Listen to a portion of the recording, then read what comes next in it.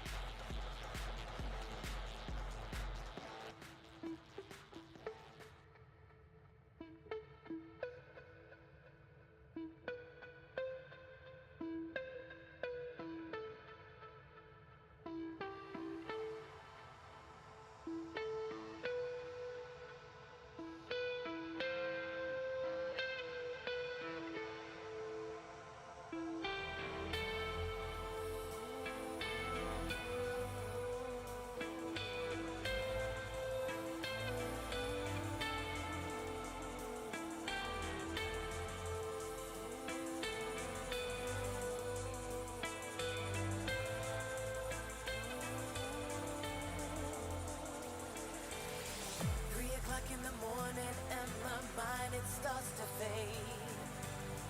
I don't know if you're coming, but I'm always gonna wait. Give me all the reasons. Are you losing feeling? Are you gonna be there if I'm falling?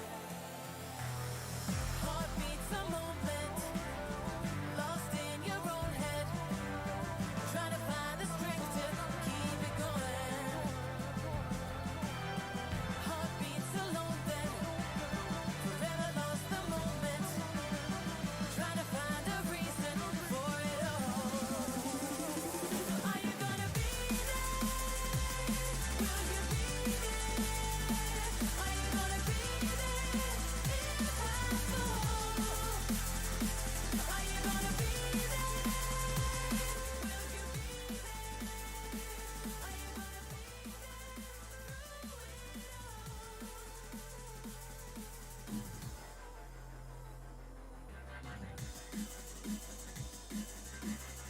What's going on, guys? How's everybody doing? Give me a sound check and we'll get started. Hopefully you guys are doing well. I know the mic works well now, so, and I do know that my office is a bit echoey, so I have to make some improvements there. It's the background noise that I'm really concerned with. Just want to make sure that it's not too loud. Just a hint of ambiance. So I started the stream with Ellen Allen, which I kind of like her stuff. If you watch her videos on YouTube, I listen to that like high BPM stuff if I'm scalping, gets the juices flowing. I'll listen to like deadmau or her, and if you watch the videos of her DJing, it's a really weird partner that she has that kind of dances in the background. So, sounds okay? Doing well. Thanks for asking, man. Buongiorno. What's up, buddy? When vlog? Well, we'll get into everything. So background noise is good though. Say hi to a couple people. Yeah, I ditched the video to that. I don't know. Sometimes I feel like the video is distracting because I'll have like my Streamlabs on one of my screens, and I just notice that I constantly like look at myself in the video. Super weird, I know, but and I can't pick my nose, right? I can't do anything. So terrible echo. Is there a terrible echo for everybody else? Sound like you're in a box. Hold on one sec. Hey, Rhett. Sounds like you're in a box. Let me see something. Does that sound like that for everybody? Make some adjustments. You guys know the deal. In the beginning of the stream, there's always oh, that's why. What the fuck? How's this sound? Does this sound better? I know it sounds better. I'm not even... Tell me that this sounds better. Tell me that this sounds much better, actually. Sound is okay? Damn, hold on.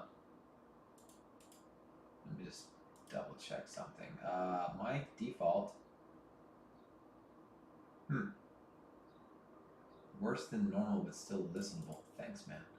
How about now? What about now? Better now?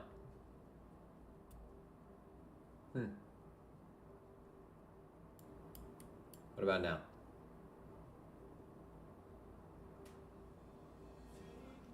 Not by much. That's weird.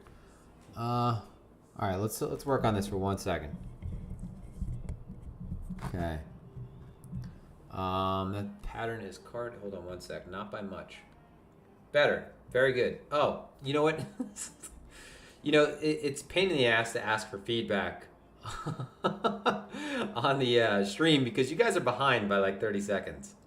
So who knows how long that would take if I was going to constantly correct for what was already fixed. All right. So for some reason, the default mic was switched to the freaking webcam microphone. So I apologize because now I have my microphone set up in front of my face. All right, cool. So how's everybody doing? All right, so welcome to the stream. I had to change the time around today, make some adjustments. I ended up doing my call-in at 1 o'clock, but I only had a small window of time, so the call-in fit in perfectly because that goes till, Tuesday and Thursday, so I host a call-in. So that all that's available on my Twitter, so subscribe to the show. I just started making sure that the videos are linked to the show. I didn't realize that I was also just posting videos on my call-in profile.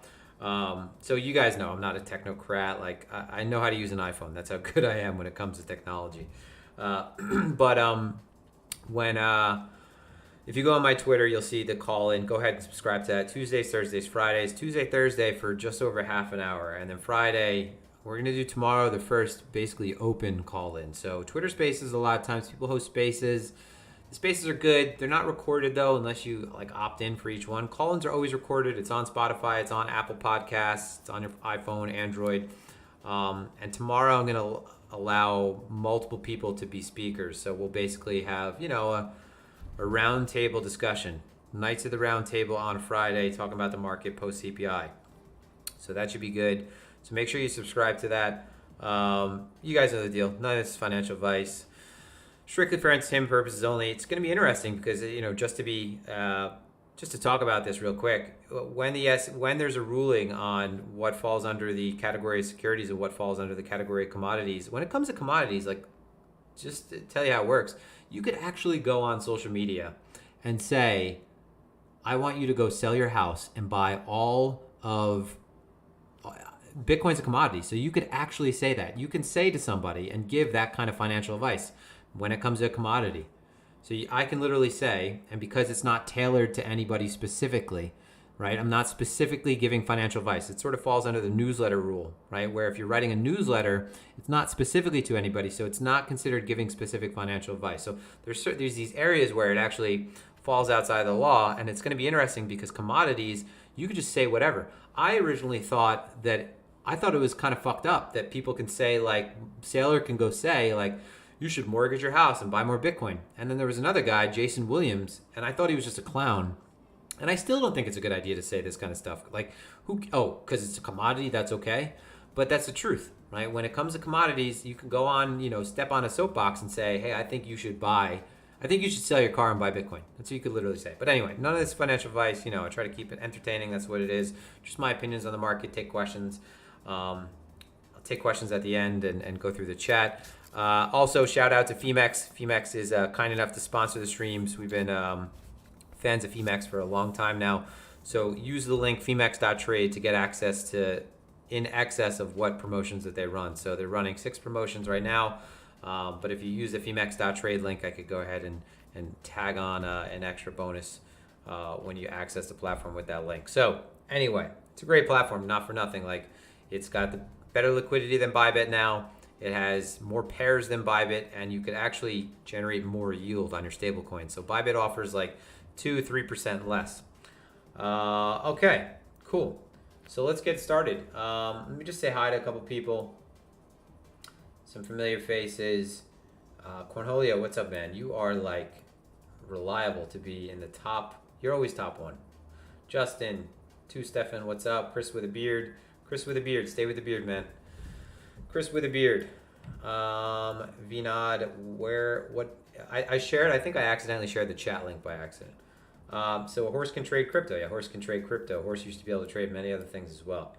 Longed Ape. We'll take a look at Ape, actually. Congrats on the M5. Yeah, so I just rolled it up a year, right? So I went from a 2021 to 2022. But so I was in between getting the competition.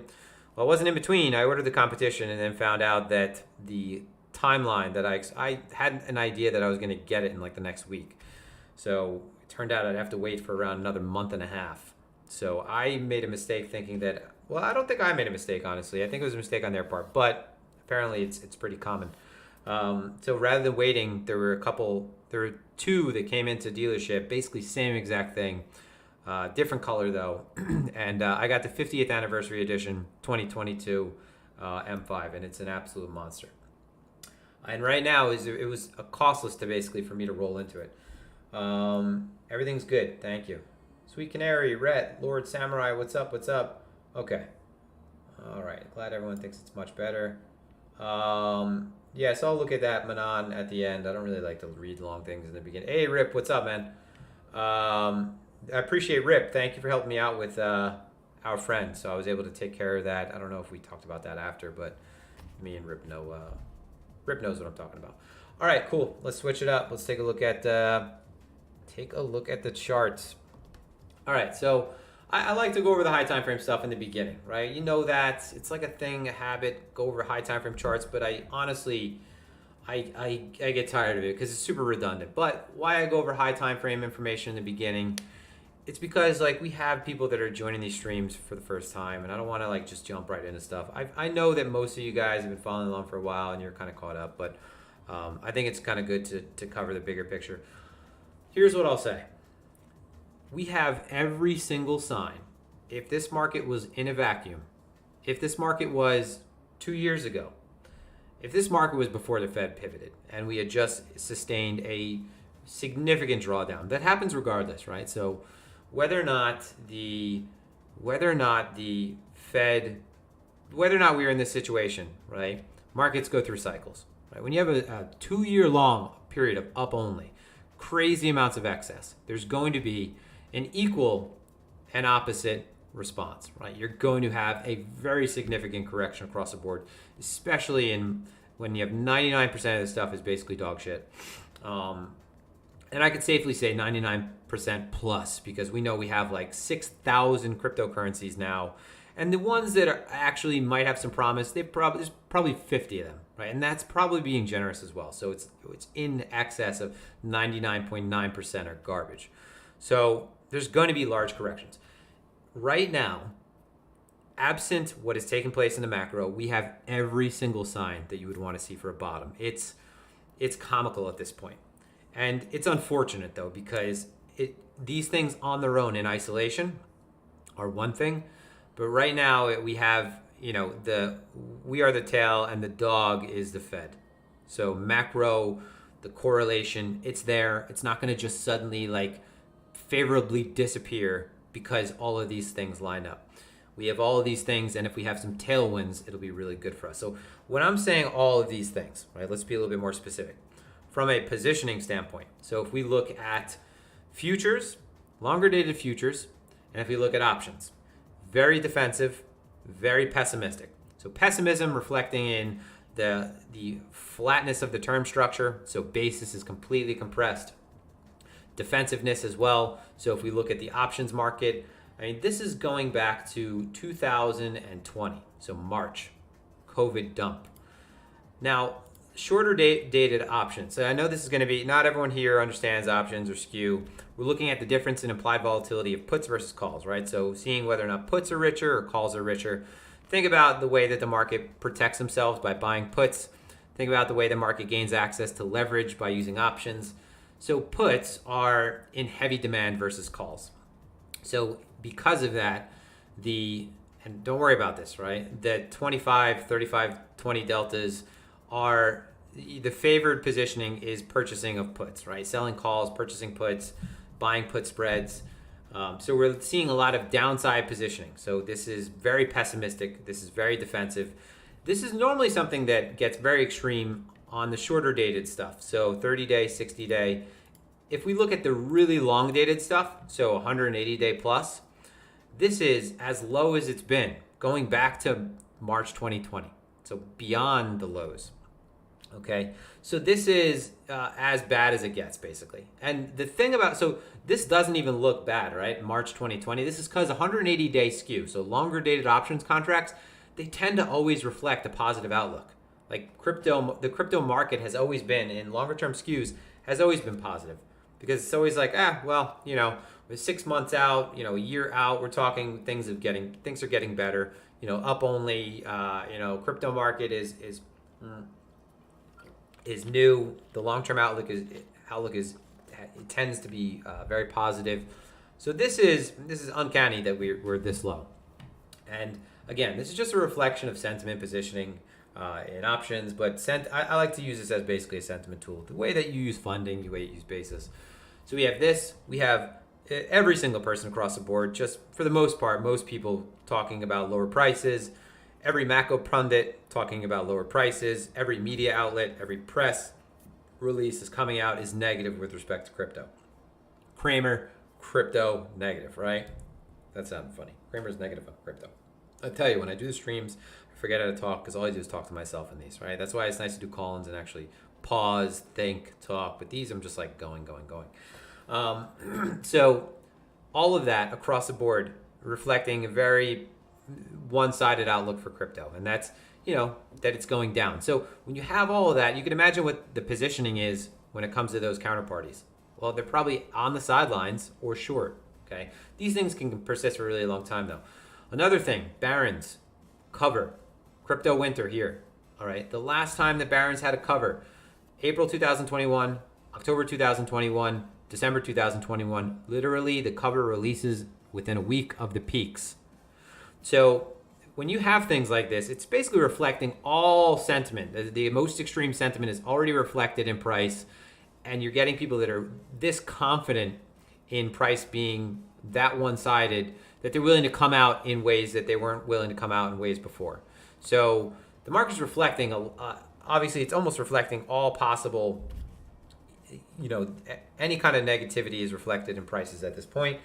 The problem is if the Fed continues to drill the market, if stocks continue to move down, you're going to see that the market's not going to have a floor until that abates. So we have all the signs we would want to see, but we know that the market again it's not existing independent of these things as it had in the past. So it's unfortunate, but the thing is going into CPI, and then we'll go to specifically each individual chart. Going into CPI, if we have a number that's less than what's expected, we could see a significant rally in this market, right? We have equities that look like they're doing a good job of finding a base. It came into 3,800 level, so that's a really significant level. Last year's point of control, doing a decent job of holding their lows, right? We know that there's a very significant OPEX expiry. Again, same conditions as crypto, sold off across the board, right? Very oversold, right? Sentiment in the gutter. It seems like it's completely permissible now for any person who has a YouTube that has no experience in markets to come out and talk about how the markets are looking for another 20-30% drop. You have people like politicians coming out and saying this now. CEOs of companies that, they're not CIOs, they're not involved in, they're involved in investments, of course, but they're just distant from markets as far as being an operator and not just a participant. And I think you guys can designate the difference between what I mean by that. So let me just put that person in timeout and remove them. If we have a positive number tomorrow, then the markets are set up in a way where we could see a sustained bear rally. We haven't had a sustained bear rally yet. And that's the one that really throws everybody off and looks like the beginning of a new trend. If this is a market that's bottoming, it's still going to move sideways, in my opinion, and it's still going to come back down and test these lows, probably a couple times, honestly. So the bottom might be in, but it might not be, it's not that it's one and done. We have the 200 period, and this will be it. I'm wrapping up the high time frame stuff right after this because you guys have heard it enough times. Let me add a clean chart. You have the 200 period weekly moving average right here, right? So that's around 22. Prior all-time high, this is a terrible area to be. You want to see that the market rejects this area in a very significant way. On the high time frame, we lost a monthly level. Yes, the best level in terms of confidence to get long is above 35,000. Significant weekly close, significant daily response above that level, holding that level. That's like if you get back above 35,000 and we're back above in these range lows, it's a range play back to the prior range high. So you're looking at you're looking at a move that is in excess of 20% at that point. It would take some time. It's something you shouldn't be like, if you shouldn't see that strength and then think that the move is going to happen in a week. We could talk about a month-long rally, right? 2 months long rally, there's going to be a lot of back and forth on the way up. But 35,000 is a very significant level to overcome. That's a prior range lows back to a quarterly range, quarter and a half long. But this region is an area where we could absolutely develop a bottom. But again, it should take a significant amount of time. So CPI coming in positive, right? A good number tomorrow. That's great. If it comes in line, if it comes in negative, bad news, right? If it comes in line, if it comes in negative and we see markets don't respond to the downside, well then shit, that's an incredible sign, right? When you have more negative news but the markets can't continue to sell off. So let's take a look at the low time frames though, because we have CPI tomorrow. So here's the thing with CPI, right? We'll look at the past CPIs, look at how the market is responding. So it's the same deal as, it's the same, where the fuck is this? Sorry, excuse my language. Oh, it's all the way back here. Same deal as FOMC. First move is a fake out, first move is fake, second move is true. So what we're talking about is usually you'll have, and a lot of times I'll try to join something like this. You'll have, if this is your, let me just open my drawing tool. Yo, bro, what's up, Danny? Here's your, like, going into FOMC, going into CPI, right? Release right after. You usually get, and don't think that I'm saying you'll get a pump, but I'm talking about the first move. Let's say you get a 1 to 3% move. You're looking at some kind of stalling, loss of momentum, signs and price action that we're beginning to maybe top out, or if this occurred at the bottom, right? Let's say the number is good, right? And you get a move to the downside initially. Stalling out, you're looking at like 1 to 2%, 3%, between 1, so 100 to 300 basis point move. And then a lot of times the bigger move is the reversal, right? So if the move occurs up, first move is usually a fake out. Second move is the serious move that completely wipes the prior, and usually the preceding market structure led into it. So if you have something that looks like this, leading into the move in like the 6 hours previously, and you get the initial pump, a lot of times you're going to get something that washes out. So let's say a number comes in positive tomorrow, you get an initial pump. You're going to get a washout, and then you'll get a recovery usually. But the second move will be the largest move. But outside, nothing within the first 30 minutes is usually worth betting on too hard. We're talking about a lot of short-term activity. So let's say that you're an hour out and you've done something like this. Okay, so you're an hour out and you're back up here at the high.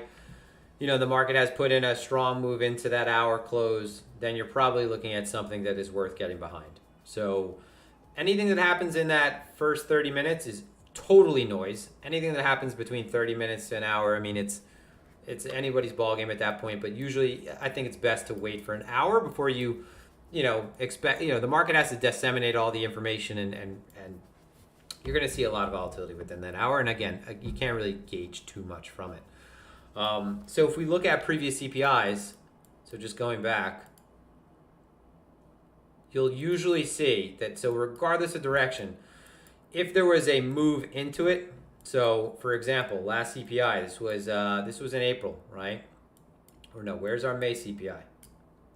Hold on one second. So that's April. Is this it back here? Let's, well, we'll just use April and, oh, okay, so March, April, okay, so here, perfect. So I don't think I should have included May. So here's April, right? Pump up, the idea is gonna be the same. So leading up to it, a sustained move for around 6 hours, right? So 6 to 8 hour move, right? Pretty one-sided into it. Leading up to this, okay, you have a pretty one-sided market that morning. All right, post CPI, market completely wipes that move. All right, so right after, there's an initial, I believe this one is an initial pump. So yeah, right after you get initial pump, completely wipes, right? So then the one before that, basically same story. Oh no, this one is just complete chop. So this is where it's hard to gauge too much certainty when you're kind of flat into the event. This is an hourly chart though. If we zoom out, we might get a little bit more of a granular breakdown of that. So this was, no, nothing really. I mean, looking at a mostly sideways market into that. But the first move, right? First move pumps, completely retraces, takes out the prior market structure lows. And then just going back to the last one. Just the last one that I tagged on the chart at least.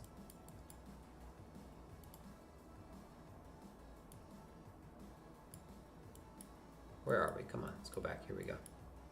Oh, that is like way far. That's why. Here we go. So leading into this, you had a pretty one-sided market that morning. Initial pump, complete dump. I'll just be clear with this. So if tomorrow we're leading into it and we're doing something like this, and you have an hourly structure that, you know, let's say out of a range, we start grinding up. That number comes out, it's even, and we do this. You pump initially. If we start breaking back down towards this low, I'm usually just getting aggressive and shorting. Even, like, let's say I walk back to the computer. My point is, like, let's say I'm kind of late and we've already broken down. Like this was the high. I'm shorting because 99 times out of 100, if this is the trend up into that and this was like a range that preceded it, these lows are getting taken. So you have something that struggles and then completely wipes usually. And maybe you end up back in the range. But the point is, the second move after the fake out is usually covering ground quite considerably in the opposite direction. Because especially if you have a lead in, like a lead up, because people are positioning in advance. The trouble is right now, so we have a couple setups on the board. So I'm going to go over my poor decision making from here whenever I said how I wiped out my morning gains. We have a couple setups right now. One, you could see that visibly price is really funneling. So price is really funneling. Open interest, right? It's why are all these things on the chart? So here we go. I had I was looking at the Fisher compared to I used to use CCI, so I added RSI back in my chart, but then I added a Fisher and I wanted to compare them. But I always forget to save the new layout because I don't want all of them on. They're doing the same thing. So we have open interest, slightly elevated locally, zoomed out, right? Still elevated over the course of the last couple weeks. Things are really tightening up from a funding standpoint, right? If we just look at Coinalyze real quick, go to BTC. I mean, it's kind of back and forth. There's no real let's go down to low time frame. I mean, you have positive, right, leading into that. That was a big increase in open interest with that, so a really ugly trap setup. Another one right here, right? Another trap setup right here. Funding is kind of both sides though, right? I mean, it's reason enough to say though that any kind of move that squeezes outside of the local area will lead to some run. But things are really compressing right now, right? You could see that, let's get back to my setting. The last couple days, so here's your big trend double distribution day. Completely inside of that, so we filled out that inefficiency. So that big gap, we filled that out. So you guys remember the last stream, I talked about this moving above 30K. This was going to the other side. So I talked about that during the stream. I talked about why I faded this initially, but then accepting above here, we were looking at a play right to the other side. But then the next day, so here is inside day. So inside of this day, right, here's today. Inside of this day, and we have, how many hours we have left in the day? We have like 4 hours left in the day, so we are looking at just total compression across the board. So if this finishes an inside day, this is an inside day, we have quite a break from balance setup. So tomorrow, if we commit through one side, this thing is going to move. So that's good. Let's say we have local chop. So hypothetical, right? Here's the inside day that's currently painted. So that is 31,331, and then the low of yesterday at 29,825. So the setup is you have complete balance overlap, right? So value area within a prior value area. You can see the points of control are, today's point of control is towards the low. It's kind of migrated lower over the last 2 days, but things are, we're establishing value between 30,000 and like 30,600. So it's really tight. So forget just inside day setup. You have an inside value setup as well. So what we have on the table is potential break from balance. So this would look like if we're able to get ourselves above like 30,600 and find a floor up here. So not just presence, because you could do that back here and it doesn't lead to anything. But if we're able to get back above here, find a floor, sell this level and see that it holds, then you're probably moving pretty quickly through this gap. Okay. Acceptance above 31,331. Right, that's your inside day break. Now the inside day break, it's probably pretty limited to the high. Right? Pretty limited to the high. I mean, you might see, you could see some overthrow. We're looking at, it's basically the same. You're normally looking at the prior day's highs. So something like this. So 31.3 all the way up to 31.9. But this would, after this kind of compression, we're probably looking at much more of a squeeze. But the low setup, so here's a break from balance setup in value. But the inside day low setup trigger is right here. It's a little bit lower. I think that that's more reasonable to go off of. So what that is if we break, let's say we break below 29,825 and we're staying slippery there, you're seeing that the tape is picking up and price is not doing anything to recover, then this is probably coming and testing the lows of the 7th. Right, you have this naked point of control. Initially, you probably get a little bit of a response around 29.5, but this is probably flushing lower to those prior day's lows. So you have decent moves locally for like intraday plays. This market is, you got to take what it's giving you right now. It's definitely giving you a decent amount of opportunity to trade. It's just thinner, and you have to adjust accordingly to that. This is like before CPI though, right? Imagine if that happens before CPI. Chances are because CPI is tomorrow, you're going to get a lot of people that are de-risking going into that. There's a good chance that, and you could see more de-risking go into that, so maybe we end up breaking this before that. There's a good chance that a fair amount of the market considers that inflation has peaked and the market is long into this. So again, I don't like to go long into these things. I own spot. I own spot, but I have no exchange spot open. I have no futures positions open going into this. It's this kind of year, right? I'm not trying to predict when it's going to change. I'd rather just change and me see it change. You don't get anything for buying the bottom. You get like a Twitter post. If you're an asshole, you post it on the top of your Twitter as a pinned tweet for a year. But no one gives a shit. At the end of the day, my wife doesn't give a shit if I bought the bottom. Right? She just wants to see that I continue to put money in the bank. So let's say we go into CPI pretty balanced now. Here's the best case for bulls. Go into CPI pretty balanced. Let's say we break yesterday's low. CPI releases.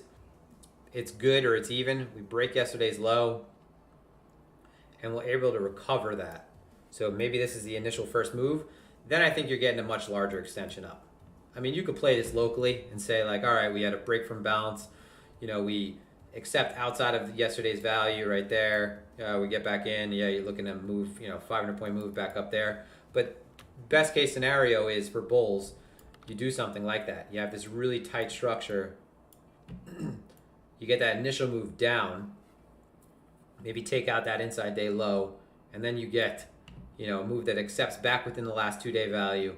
And, you could play it mechanically to the high of value, or, the chance is that all these stops get taken, right?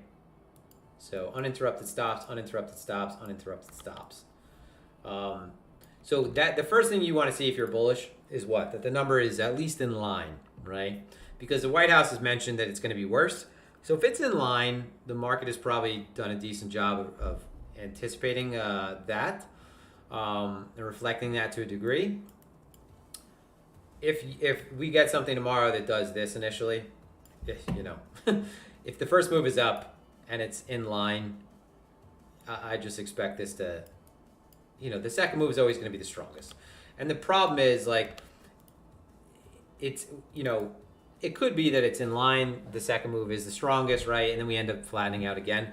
It's just the potential for a larger move now is greater just because of the structure that we built, right? This thing is funneling. So, funneling means that you have uninterrupted higher lows, uninterrupted lower highs. So if you're doing, if you're just ping-ponging like this, people from here are still good in stops, right? and then along the way it's able to accumulate just marginally lower stops along the highs, marginally higher stops along the lows. Once you commit through one side, it's very easy. You don't just look at stopping at the next level. You're expecting this thing to splash through all levels, just because of the way that this thing has kind of built up. It's got built-in pressure at that point. So, maybe before that we have a couple plays, right? Again, break from balance maybe, 30,600, not just one move above, right? Here's the thing. One thing these are just things to remember. Give it time. All right. One, no trades taken between levels. All right. No trades taken between levels. So what that means is, and this is what I did yesterday. So you have to have a plan coming into this market, especially, right? Always have a plan. Here's the trouble. When you've been trading as long as I have and you're doing it well, you can, I say that you develop style, you develop a little bit of carelessness too, because you don't journal as hard, you don't journal, as thoroughly. You kind of wing it a little bit more. You're more, you have more feel, but you shouldn't. You still have to follow your own rules, right? Because you live and die by your rules. So no trades between levels. Don't get fancy. So if I wake up and, here this day where I fucked up was, I talk about this all the time. I shorted into this I talked about shorting into this during the live stream, how this was an easy play to short into even though it was a breakdown, right? And you worry about maybe it recovering. It's not recovering in gaps. It hasn't. It's just been going through gaps. So why would I expect that to change? So shorted into this. Talked about unchallenged positioning. Talked about how the best opportunity to short was back at the threshold of those single prints. So I shorted this. Close that out at VWAP. Right? Actually, that wasn't that. It was right here. So shorted that. Closed it out at VWAP. I talked about that, right? I talked about how if this thing accepts above 30K, right here, I will go down to a 15-minute chart because I think you should look at I think you want to find an amount of time to see price develop before you start, because it's too easy to see what you think is absorption and it's like a 3-minute candle or 5-minute candle and it's like nothing's developed yet, and you're getting in too early. So we held VWAP, right? So great sign of strength. Hold VWAP. We get a move back above 30. Flag above there. You're in the gap again. All this thing has done is BART, create a gap. Once it accepts in the gap, go to the other side. Same thing, accept in the gap, go to the other side. Who knows how long this can continue?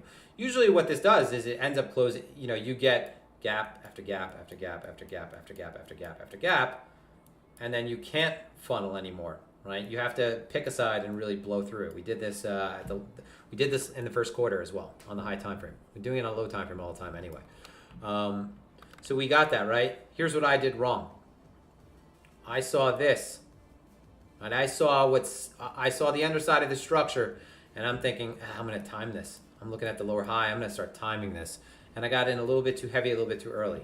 So I had all these great trades in the morning, right? Got in early, moved against me, martingaled, and I just tried to time it too early. There weren't enough signs for me to do that. And you could basically expect, and I should have thought the same thing as I thought on the shorts right here. I wasn't closing these shorts out right here. I was waiting until we took these lows because it's been what's happened. So by all means, I was just an asshole. And rather than assume that this would be the time where we create a lower high here, I should have gave it at least a half an hour, right? I should have waited for that development. And I should have at least waited until we pushed towards the highs. Because, if we looked at this, we accepted back within the range. That was a value area low. I should have seen that, closed that out. I should have martingaled. And I gave up my profits. And then I stepped away for the day. And that's what you have to be willing to do. So no trades between levels, right? I knew where my levels were. I was taking a trade between the levels. For you, that might mean, when you have a high time frame level, do any of you do this? Where let me get rid of these. Where you have a high time frame level and you're stepping in before it, right? Like, for example, let's say it was these lows. And you're coming back down. It's a good daily level of support. And you're long up here because you're thinking, well, what happens if it turns right there? I don't want to miss it.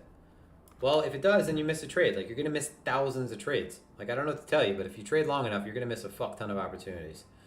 And you just have to get used to that.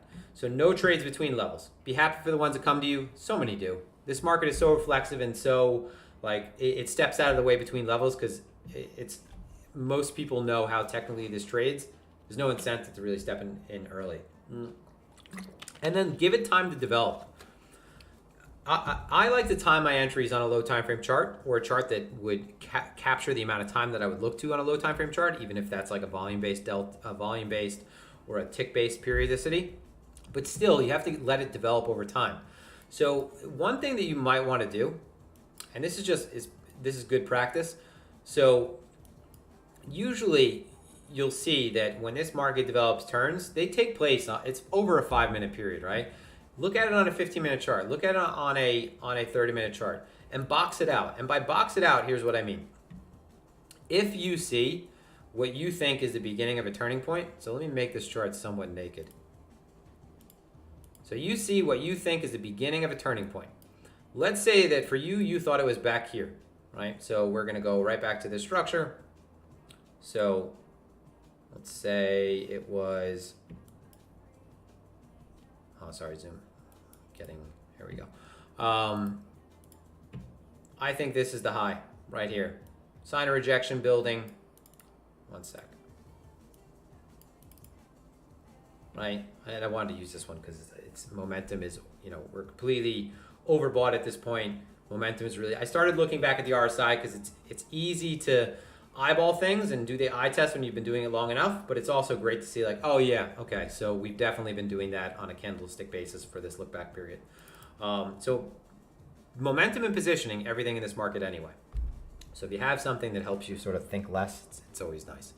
So box it out. What I mean by box it out, here's the first rejection that we have, right?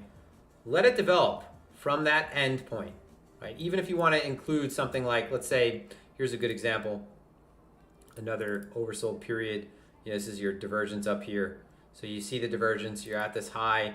At this high, we're back at the prior highs, you're developing a lower high. Box this level out. So there's your 15-minute candle. So this is the one where you really get in trouble. Again, so this, I'm using a 15-minute, guys, it could be a 5-minute, you could be looking at a 5-minute chart and be doing the same thing. I just mean, get some kind of higher time frame idea of, we're not looking at this on the 1-minute chart, seeing a 1-minute candle kickback. So let it spend some time in this region, because we're not seeing, too many one and done turns. So box it out, and then what that allows you to do is, let's say here's your low, here's your high of that rejection candle, right? Again, oversold here too. So, overbought. Over B. Now you have something to gauge price action off of. So you're struggling up here, get a breakdown. You either sell the breakdown, you see that the level is holding. The point is, and listen guys, what I'm not trying to say is that this is a special technical method. What I'm saying for you to do is literally, and I didn't mean to even draw the box that long. What I'm saying for you to do is to literally draw an area to start focusing to see how price develops within that area, right? Is there a reason to assume, this would, for example, have looked like a breakdown in progress. And you get this rejection at these lows, then price continues to accept through it. But the point is, you're not acting too early. Okay, by boxing it out, I know that I have to be a little bit patient with this. And now I know where I'm going to be looking at the order flow. And by boxing it, and I know I keep saying boxing it like it's something special. Boxing it and giving yourself a little bit of time to the right. You know that you shouldn't be just doing this based on one candle, right? So, and the whole point of me saying this and using this kind of like box, you forget box. You can do whatever you want. Just circle the area, circle the interaction. Wait for it to develop. Right? A lot of the times you're not gonna get moves that are you're gonna get like a complete pivot out of level unless it's like a major swing failure. And if it's the second, third time around, you're gonna see development. So let's see. Someone had a question. No, so that empty channel is, I'm gonna be doing something new, so I'm gonna be talking about that. This is gonna be, I'm streaming on this channel still, so I'll talk about that towards the end. So BTC, whenever plans are BTC, ETH is basically the same, guys. Nothing fantastic about ETH, basically the same exact thing.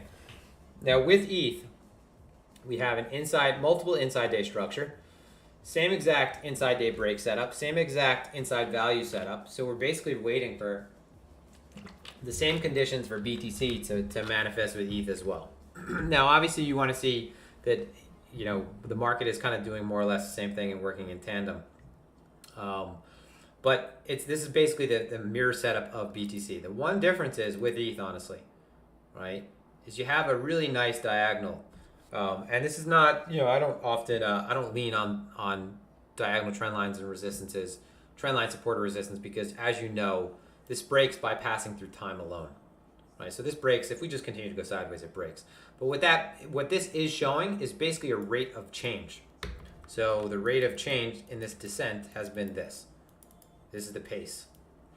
If we begin to move sideways, it means that something has changed more, right? Ideally, with this kind of thing, though, this is just a trigger, a helpful trigger for a setup that would still manifest positively either way. All right, so let's say, you know, CPI get a flush, and we're doing the same BTC thing. The point is, you have a bit more, you probably have a bit more oomph behind this setup, right? Oomph. You have a bit more behind this setup because you have what is a significant break in this overall trend down, where it's clean with this, and I don't think is it clean as clean with BTC? Maybe it is. I don't know. Yeah, I mean, nah, with BTC it's not as local, right? It's a little bit different. So ETH though, I mean, I don't want to harp on ETH because it's the same thing as BTC in terms of inside day structure, inside value. So we have some good local setups. Just to look at CVD real quick. You know, if you look at how price is behaving with CVD, there's nothing like that's grotesque in terms of any kind of positioning. You know, across this structure, we're basically sideways, basically flat with spot CVD. There's, you know, a slight, you know, there's sign of absorption that's already probably been used, right? So for example, here's your higher high in CVD, lower high in price. Big pickup in open interest. It's a great setup, right? Where you have absorption that stands out that clear. You know, this was making the lower high. Why in God's name I shorted early rather than waiting for that? That was a beautiful setup. Or, you know, it had the beginnings of a beautiful setup. Like looking at it like this, it's so easy in hindsight to say it was a beautiful setup. But the point is, you had the divergence. Right now, nothing really stands out in terms of CVD and flow with BTC. So Solana, so these are clearly all contingent on positive outcomes for BTC and ETH. So with Solana, and I'm going to take off the profiles because you have, with these, you also have inside day setups. So if we go down low time frames, do this on your own.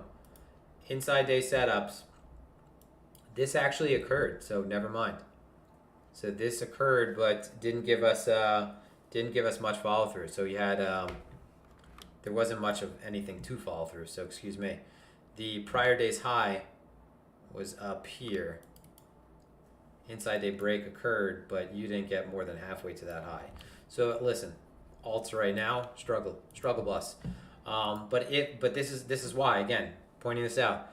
If ETH and BTC respond positively tomorrow, just look across the board at alts that are painting these types of structures. Compressing, momentum clearly slowing into the lows, right? Filling out their wick, great sign. So bottom signs, big wick, fill out wick, round it out.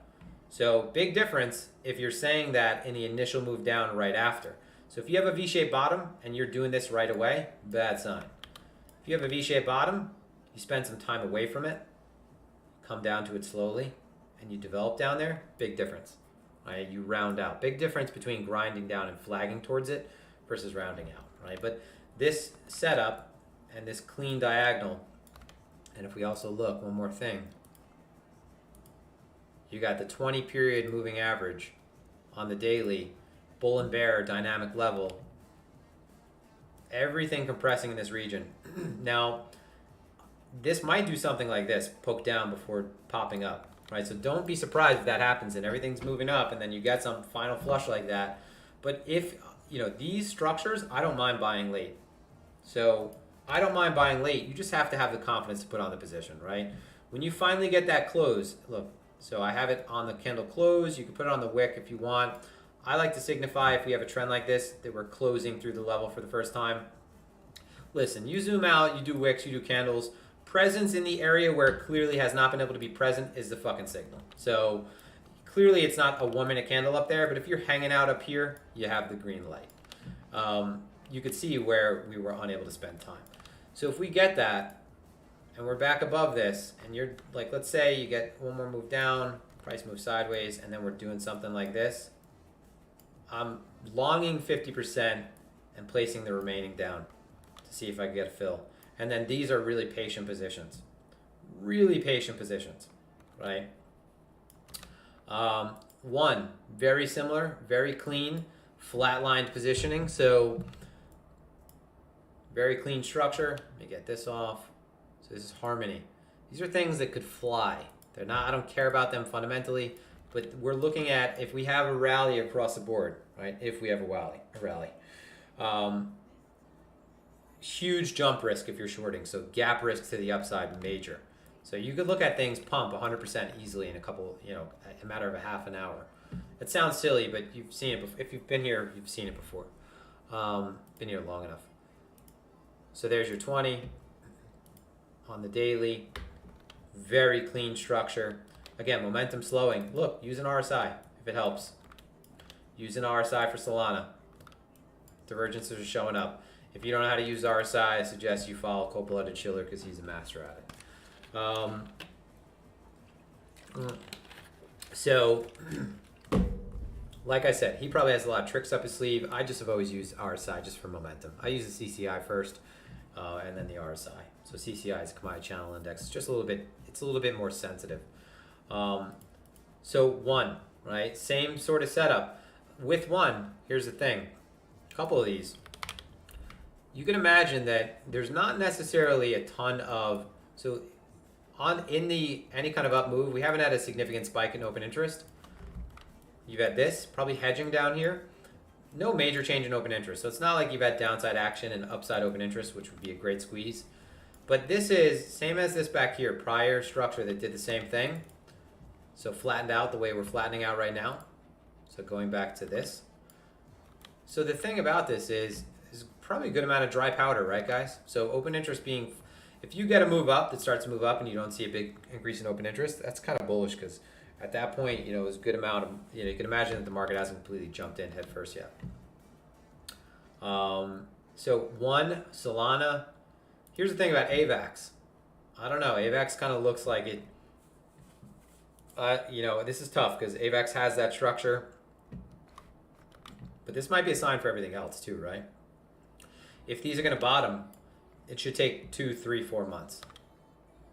So looking at where we were back here, looking at this structure, and then what happened? Looked like it was going to do the same thing.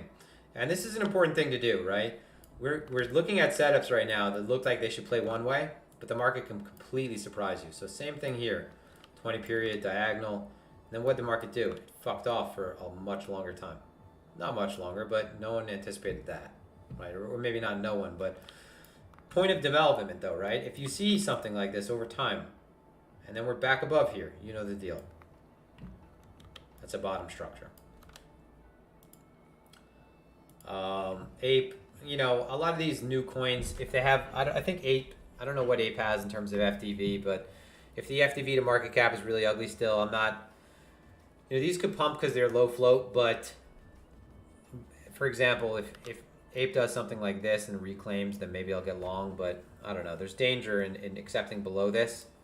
There's just nothing there. Markets are super reflexive. When you accept into nothingness, you know how this market moves. So, high probability names of order flow setups. So the thing about order flow, you're not looking at like mechanical setups, order flow setups. You're looking at one thing that's a really good example of how things set up. And it's, one example you can look at is a mousetrap setup. Mousetrap setup is what a swing failure setup looks like under the hood. So I hate to use the term under the hood because Chimp Zoo says, nothing against Chimp Zoo, but he says under the hood all the time. But a mousetrap setup, right? Look up a mousetrap setup. That's a good one to look up. But order flow is just, listen, it's giving it some insight into positioning to see how hard or bought or sold a level is. If there's any kind of trap positioning, you're not going to find a lot of mechanical setups with it. It's going to be sort of the extra you could add on top of your analysis already, because markets are just positions, right? You see a lot of buyers come in and price is not rewarding them anymore, and we're losing their level. Well, you see a lot of buyers in the flow, it's much better to see that than just look at candlesticks being lost, because you actually know there's some substance behind it. So I kind of covered everything I wanted to cover, guys. So I created a new YouTube channel. So if you go to my page, you'll see that, click on this. This is Horses for Courses. This is going to be something different. I'm going to be doing something different starting in July.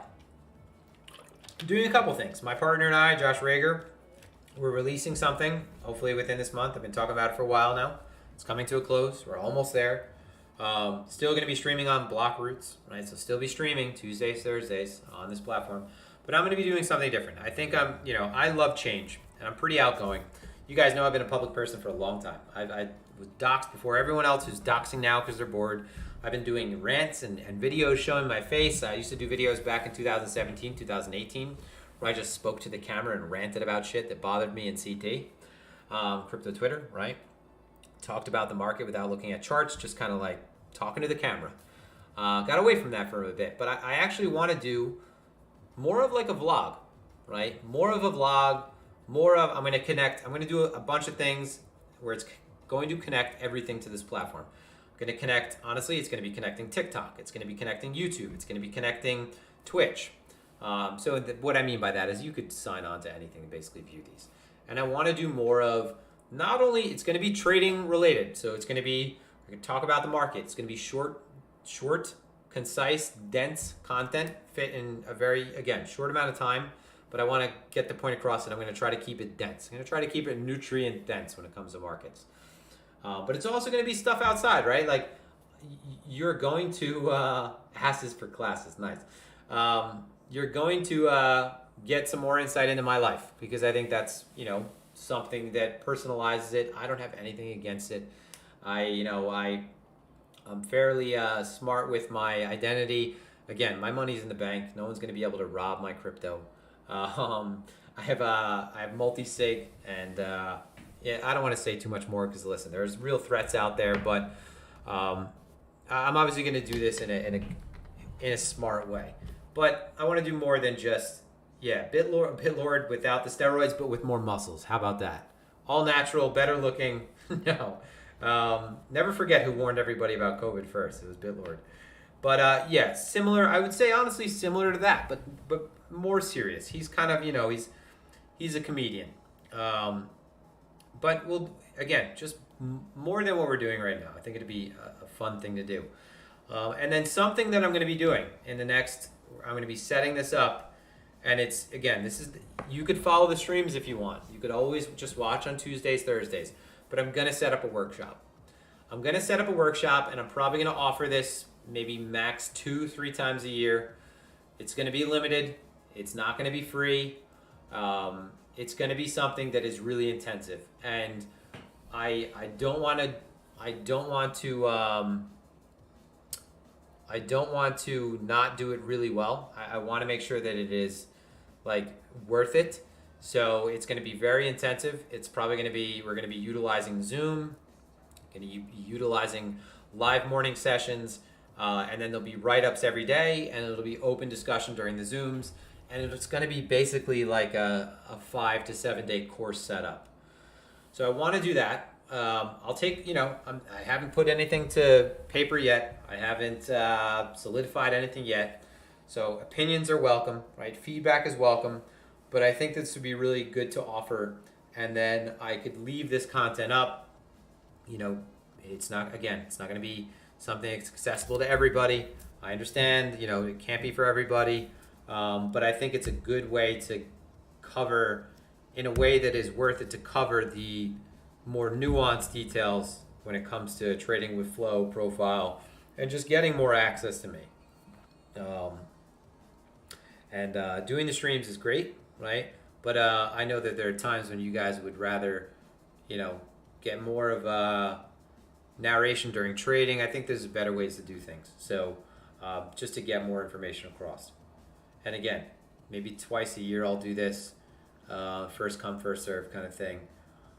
Can't have it too big, because this kind of thing, if we're integrating some kind of Zoom or live sessions. I know not everyone's going to want to talk and join. Fine. Type in your questions. But it's difficult if you have a lot of people, like running a Discord, for example. I don't have anything against paid group leaders or any of that. There's really shitty ones, but there's also good people out there that just like to teach. There's paid groups leaders out there that have 8 figures worth of money. They're fucking bored. They don't see a lot of people, and they really enjoy spending time in Discord and doing this. Listen, if you've worked at home for years, I said I'm going to make a TikTok. Okay, do I have to say anything more than that? Like, you got to spice things up. So, yeah, the thing about it is, and I'm going to end after this, is they can't be the workshop can't be too big. I can't have 100 people in it, and then take 100 questions. So we have to figure out a comfortable middle ground. But you guys will be updated. So anyway, thank you for tuning in, guys. Be sure to check out Phemex.trade. And anytime you guys use that link, if you use Phemex.trade and you ever have any issue, you just reach right out to me. Anyone who's ever had, every exchange has their little thing here and there. Most of the time it's just a confusion question. But I make sure that, the access to the team is given right away. And that'll be it, guys. Have a fantastic evening. Tomorrow's an exciting day, but we'll do a call-in after to talk about it. And I wish you well. Don't die out there. And until next time, thanks for tuning in. Be sure to subscribe to this YouTube. Subscribe to this YouTube. I'm going to be doing a Bitcoin giveaway. I want to do it to the first couple thousand people that subscribe. You know the deal, right? It's like, I want to build up engagement. I want to build up a presence on this. And one way to incentivize people is to strap on that BTC giveaway.